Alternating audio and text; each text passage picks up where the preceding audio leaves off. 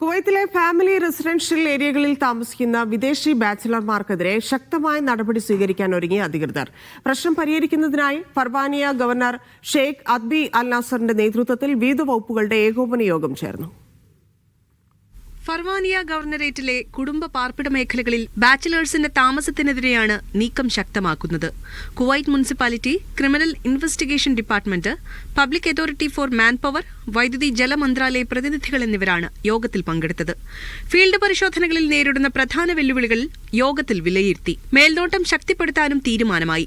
സ്വകാര്യ പാർപ്പിട പ്രദേശങ്ങളിലെ സുരക്ഷയും ക്രമസമാധാനവും സംരക്ഷിക്കാനാണ് നീക്കങ്ങളെന്ന് അധികൃതർ വ്യക്തമാക്കി.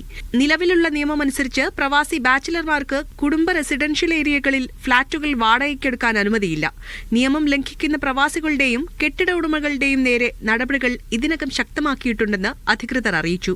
ഫീൽഡ് പരിശോധനകൾ കൂടി കർശനമാക്കുന്നതിനാൽ ഫാമിലി റെസിഡൻഷ്യൽ ഏരിയകളിൽ കുടുംബസഹിതമല്ലാതെ താമസിക്കുന്നവരെ ഒഴിപ്പിക്കുന്ന നടപടികൾ അടുത്ത ദിവസങ്ങളിൽ വേഗത്തിലാക്കുമെന്നാണ് സൂചന. കുവൈത്തിൽ വിദേശികൾ ഏറ്റവും കൂടുതൽ അധിവസിക്കുന്ന ഗവർണറേറ്റാണ് ഫർവാനിയ. Media 1 Kuwait city.